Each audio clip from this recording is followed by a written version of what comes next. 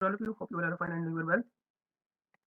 तो आज का हमारा टॉपिक है बेसिकली वो ईसीजी पर है और इंशाल्लाह आगे से अब हमारी जो सीरीज है वो न्यू सीरीज है कार्डियोलॉजी से रिलेटेड, कार्डियोवैस्कुलर सिस्टम से रिलेटेड, और वो है ईसीजी। सबसे पहले तो हमें बेसिक्स पता होना चाहिए और बेसिक्स से भी पहले हमें हार्ट की फिजियोलॉजी, नॉर्मल फिजियोलॉजी है वो पता होना चाहिए।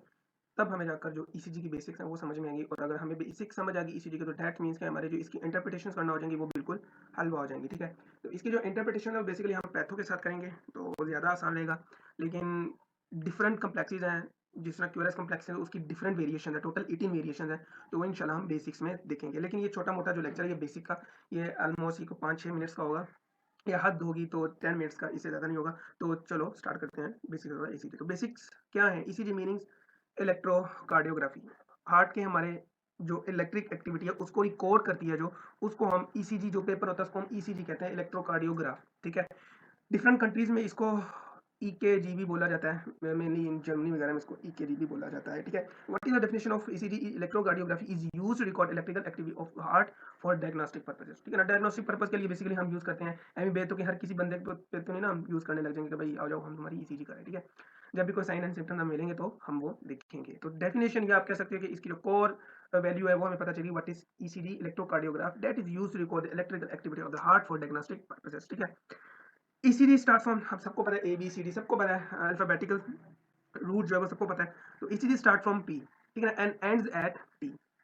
Somewhere you will face the word you, और ये हमें हाइपरक्लीमिया, हाइपोक्लीमिया वगैरह में नजर आता है। उसके बरक्स अगर नॉर्मल ईसीजी की बात करें तो हमें ये यू जो है वो नजर नहीं आता। ठीक है, ECG start from P and and at T, P Q R S T. ठीक है, रिप्रेजेंटिंग डिफरेंट इंटरवल या different events of the heart. ठीक है ना, आर्टियर डिपोलराइजेशन हो गया। ठीक है ना, आर्ट उसके बाद वेंट्रिकल डिपोलराइजेशन, रिपोलराइजेशन हो गया। ठीक है, और ये सारे इवेंट्स हमें देखने को मिलते हैं। ठीक है, ये इवेंट्स होते हैं, रिपोलराइजेशन और डिपोलराइजेशन होते हैं। ठीक है, P represents arterial depolarization। ठीक है ना, QRS complex represent ventricular depolarization। अब QRS complex टोटल जो है, अब ये Q वेव होती है। ठीक है, फॉर एग्जांपल ये इस तरह करके क्यूआरएस कम्प्लेक्स होता है, ये क्यू होता है, ये आर होता है और ये एस होता है। इसके टोटल 18 वेरिएशन हैं।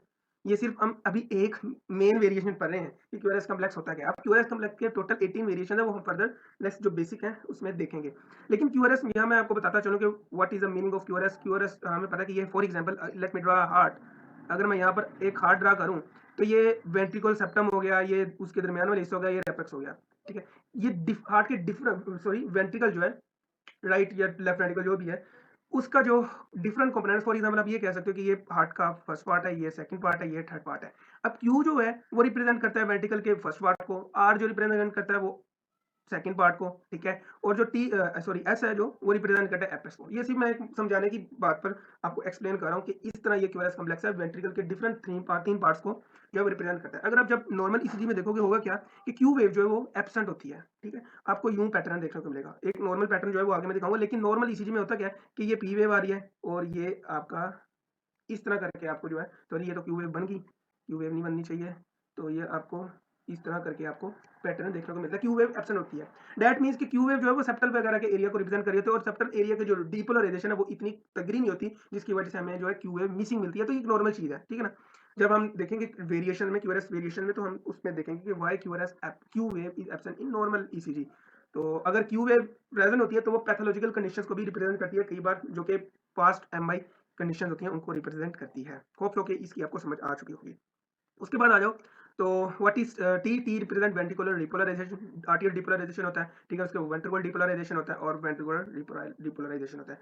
यहाँ पर एक बात जो है वो काबिले गौर है, वो ये है कि note atrial depolarization is seen only during any pathology of the heart. That means कि आपको आर्टियल डिपोलराइजेशन है वो नॉर्मल ईसीजी में देखने को नहीं मिलेगा। May be it's consider with PR interval वगैरह वगैरह ब्ला ब्ला। ठीक है, उसके साथ इसकी कोई लिंक हो सकता है, लेकिन नॉर्मल जो है उसमें आपको ये आर्टियल रिपोलराइजेशन का फेज नहीं देखने को मिलेगा, या यूं कह सकते हो कि इसकी टाइम ड्यूरेशन इतनी मिनिमम होती है कि वो नॉर्मल ईसीजी पर शो ही नहीं होती। उसके बाद आ जाओ, तो that is the main graph. ठीक है, besides these are there are segments and interval. जारी बात है, सेगमेंट्स होते हैं, कुछ इंटरवल्स होते हैं, जैसा कि आप इधर देख रहे हो। और यहाँ यार यू वेव जो एक्स्ट्रा वेव हमें देखने को मिलती है वो कहाँ देखने को मिलती है? सिर्फ और सिर्फ हाइपोक्लेमिया में हमें देखने को मिलती है, उसके बरक्स हमें देखने को नहीं मिलती है जो यू वेव है। ठीक है, नॉर्मल ईसीजी में हमें यू वेव देखने को नहीं मिलती। ठीक है, अब आ जाओ, व्हाट आर इंटरवल्स? दो इंटरवल्स हैं, पीआर इंटरवल है और क्यूटी इंटरवल है। इंटरवल्स और सेगमेंट्स के बारे में आपको बिल्कुल पता होना चाहिए कि ये है क्या, इनका मकसद क्या है, क्योंकि डिफरेंट पैथोलॉजीज जो है वो इन इंटरवल्स और सेगमेंट पर डिपेंड करती हैं। जैसे कि अगर आप सेगमेंट की बात करो, ST segment elevation, ST segment depression, ये आपके हार्ट अटैक को रिप्रेजेंट करती हैं। आया कि वो पास्ट है, ठीक है, आया कि वो अभी रिसेंटली हुआ है, या आया कि वो 2-3 घंटे हो गए हैं। 3 डिफरेंट कैटेगरीज को आप रिप्रेजेंट करते हो। अगर जब हम पैथो करेंगे हार्ट की तो हम उसमें देखेंगे, ठीक है। तो सबसे पहले तो जो पीयर इंटरवल क्या है, PR interval start from P wave, ठीक है, and ends at the start of R wave.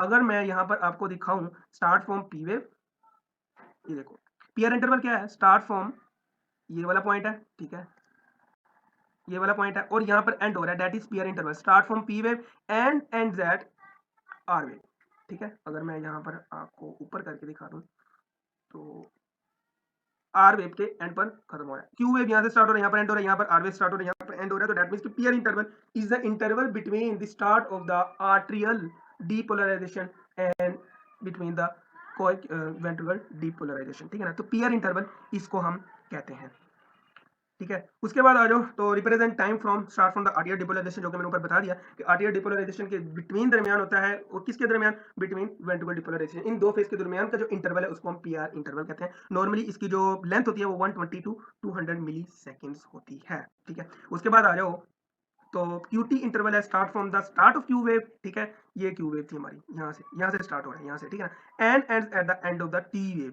ठीक है। टी वेव की अगर हम बात करें तो ये टी वेव यहाँ पर हमारी एंड हो रही है, तो यहाँ से लेकर यहाँ तक का जो इंटरवल है इसको हम कहते हैं QT interval. Represent ventricle depolarization and depolarization, ये जारी बात है, टी वेव किसको रिप्रेजेंट करती है, depolarisation of the ventricle. QRS का पूरा कॉम्प्लेक्स किसको रिप्रेजेंट करता है, वेंट्रिकल डिपोलराइजेशन को। तो दैट मींस के represent the ventricle depolarization and repolarization. ये दो इंटरवल थे, इनके बारे में आपको पता होना चाहिए। अब आ जाओ सेगमेंट्स की बारी है, सेगमेंट्स के बारे में ये भी दो सेगमेंट है, आपको इसके बारे में पता होना चाहिए। तो पहला सेगमेंट है वो है PR segment. What are PR segment, start at the end of P wave. For example अगर मैं यहाँ पर ड्रा करूं तो ये मेरी पी वेव थी, start at the end of P wave, मतलब कि वो यहाँ कहीं पर स्टार्ट हो रहा है, ठीक है, and and eight the start of QRS complex, and eight the start of QRS complex, मतलब कि यहाँ पर ये क्यूआरएस कॉम्प्लेक्स स्टार्ट हो रहा है और यहाँ तक, ठीक है। ये जो इतना सा एरिया इसको हम पीआर सेगमेंट कहते हैं, ठीक है। उसके बाद जो ST segment, most important and most important, आपकी जो एमआई होते हैं, मायोकार्डियल इन्फेक्शन हो गया या मायोकार्डियल इस्कीमिया हो गया, वो सारे के सारे इस पर डिपेंड करते हैं कि एसटी सेगमेंट एलिवेशन है या एसटी सेगमेंट इस डिप्रेशन है। डिप्रेशन की बात करेंगे तो दैट मींस कि नेगेटिव डिफ्लेक्शन होती है, और अगर हम एलिवेशन की बात करें तो दैट मींस कि positive deflection of the ECG wave होती है। अब अगर हम एसटी सेगमेंट, उससे पहले जे पॉइंट समझ लो, क्योंकि जे पॉइंट समझना जरूरी है एसटी सेगमेंट और एसटी सेगमेंट एलिवेशन और डिप्रेशन से रिलेटेड। अगर मैं बात करूं, ये मेरी है पी वेव और ये क्यूआरएस कॉम्प्लेक्स स्टार्ट हो गया, और यहाँ पर ये एसटी सेगमेंट क्या था, ST segment start at the end of S wave, यहाँ पर यहाँ से ये स्टार्ट होता है, ठीक है, and ends at the start of the T wave, ठीक है, और ये टी वेव यहाँ पर, यहाँ इतना सा ये जो सेगमेंट है इसको हम क्या कहते हैं, इसको हम एसटी सेगमेंट कहते हैं, ठीक है। यहाँ पर एक बात बताना चाह रहा हूँ कि मैं यहाँ पर अगर डॉट लगाऊं ये वाले पॉइंट पर, ये जो डॉट है ये रिप्रेजेंट करता है जे पॉइंट। बेसिकली अगर किसी को मायोकार्डियल इन्फेक्शन होगा या इस्कीमिया होगा तो होगा क्या, दोनों डिफरेंट चीजें हैं, इन्फेक्शन और इस्कीमिया दोनों डिफरेंट चीजें हैं, ठीक है। इस्कीमिया पहले हो जाता है, ठीक है ना, that will lead to infection, ठीक है। जब इस्कीमिया होता है या इन्फेक्शन होता है, इस पॉइंट से जो है वो एसटी सेगमेंट एलिवेशन होती है या एसटी सेगमेंट डिप्रेशन होता है। अब अगर मैं फॉर एग्जांपल इस्कीमिया की बात करूं तो एसटी डिप्रेशन हमें देखने को मिलेगा। फॉर एग्जांपल ये पी वेव थी और ये क्यूआरएस कॉम्प्लेक्स था, ठीक है, और ये जे पॉइंट आ गया, और जे पॉइंट से सेगमेंट होता है, एसटी एलिवेशन सेगमेंट होती है या डिप्रेशन होता है। चूंकि मैं यहाँ बात करूँ इस्कीमिया की, तो यहाँ पर क्या होगा कि ये फॉर एग्जांपल ये एसोलेक्टर पॉइंट लाइन आ रही है, इससे नीचे अगर हो गया तो that is called ST depression, ठीक है। बेसिकली इस तरह से तो नहीं होता, लेट मी ड्रा प्रिसाइजली, ठीक है, ये इस तरह होता है और यहाँ पर ये आपको टी वेव देखने को मिल जाती है। अगर ये रिप्रेजेंट करिए तो दैट मींस कि अभी अभी इस्कीमिया हुआ है, ताजा ताजा बंदे को हार्ट अटैक हुआ है, ठीक है। उसके बाद अगर हम बात करें इन्फेक्शन की तो होगा क्या, इसी को मैं लेकर चलता हूँ, ठीक है। जे पॉइंट से क्या होगा कि आपकी जो है वो एसटी सेगमेंट एलिवेशन हो जाएगी, ये डिफरेंट रिप्रेजेंट कर दिया है। हम जब चेस्ट लीड्स के बारे में पढ़ेंगे 12 लीड्स चेस्ट लीड्स तो उसमें हम देखेंगे कि different areas of the heart, जहाँ पर फॉर एग्जांपल अगर हम बात करें कि लेफ्ट वेंट्रिकुलर मायोकार्डियल इन्फेक्शन हो गया है तो मे बी वहाँ पर V1 से V2 V3 V4 V5 तक जिस मर्जी में आ जाए, तो उन लीड्स में अगर हमें एसटी एलिवेशन देखने को मिलेगी तो दैट मीन्स कि वो जिस एरिया को रिप्रेजेंट करी होगी लीड, तो दैट मीन्स कि उस एरिया को उस बंदे को इन्फेक्शन हुआ है। तो होप्स हो कि एसटी सेगमेंट के बारे में और जे पॉइंट के बारे में क्लियरली आपको पता लग गया होगा तो what is ST segment, J point वगैरह, ठीक है ना। अब आ जाओ पेपर पे। नॉर्मली जो पेपर होता है उसकी जो स्पीड होती है वो basically usually the speed of the paper is 25 millimetre per second. ठीक है ना, यहाँ पर कुछ पॉइंट्स हैं, यहाँ पर याद रखना लाजमी है। ठीक है, वो ये है कि पहला क्या है, one large square represent 0.2 second. ठीक है, one large square represent 0.2 seconds. ठीक है, one small square represent 0.04 second. ठीक है, one second of ECD paper consist of 5 large boxes. ठीक है, और यूजुअली स्पीड कितनी होती है, 25 मिलीमीटर पर सेकंड। और अगर आपसे पूछ लिया जाए कि if the speed of the paper is 25 millimetre per second then tell me how many large boxes will consist of one second. तो डेट सिंपल सी बात है, 5। और अगर यहाँ पर 30 की बात हो रही है तो फॉर एग्जाम्पल, तो यहाँ पर फिर 6 होना था। तो यहाँ पर मैंने ग्राफ दिया हुआ है, उससे आपको बेटर अंडरस्टैंडिंग हो जाएगी कि कहना क्या चाह रहा हूँ। यहाँ पर आप एक ग्राफ देख रहे हो। ठीक है, ये एक लार्ज ग्राफ है, लार्ज बॉक्स है। इस लार्ज बॉक्स की जो लेंथ है वो, अगर हम सेकंड्स में बात करें तो वो 0.2 सेकंड्स है पूरे। ठीक है, और अगर हम बात करें स्मॉल बॉक्स की, ये वाले जो हैं, इनकी अगर बात करें तो इनकी जो लेंथ है सेकंड्स में वो 0.04 है। और अगर हम 0.04 को मल्टीप्लाई करें 5 के साथ, 1 2 3 4 5, तो ये आंसर 0.2 सेकंड से निकलता है। ठीक है, और अगर हम लेंथ या वोल्टेज मास की बात करें तो जो वन लार्ज स्क्वायर है, ओ सॉरी वन स्मॉल स्क्वायर है, वो रिप्रेजेंट करता है 0.1 मिली वोल्ट को। ठीक है, और अगर इसकी हम लेंथ बात करें, और ये लेंथ कितनी होती है वन स्मॉल बॉक्स की, 1 मिलीमीटर। जारी बात 1 मिलीमीटर है तो 5 बॉक्स स्मॉल बॉक्स है एक लार्ज बॉक्स में, तो दैट मींस कि लार्ज बॉक्स की जो लेंथ है वो 5 मिलीमीटर। होप सो कि ये आपको समझ आ चुकी होगी। वीडियो मैंने कहा था कि 10 मिनट्स की होगी ज़्यादा से ज़्यादा, लेकिन ये बहुत ज़्यादा हो गया है। Hope so you will understand very well.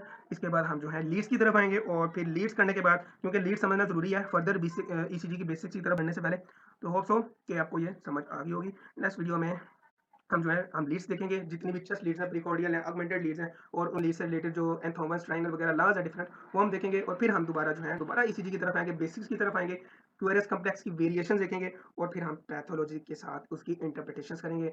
और फिर उसके बाद हम प्रॉपर पैथोलॉजी की तरफ आएंगे। पैथोलॉजी की तरफ आने के बाद जो हमारा लास्ट पार्ट आ जाएगा वो रहेगा कार्डियोवैस्कुलर फार्माकोलॉजी, और वो इंशाल्लाह जो है वो तकरीबन मैं 2 वीडियोस में कंप्लीट करवा दूंगा। इस तरह से हमारा ये जो सीवीएस सिस्टम है एक तमाम पजीर हो जाएगा, और जितना करवाऊंगा उसी में से एफसीपीएस का भी उसी में से ही एनआरई का एग्जाम आएगा, उससे हटकर नहीं आने वाला। Hope so you will enjoy the video.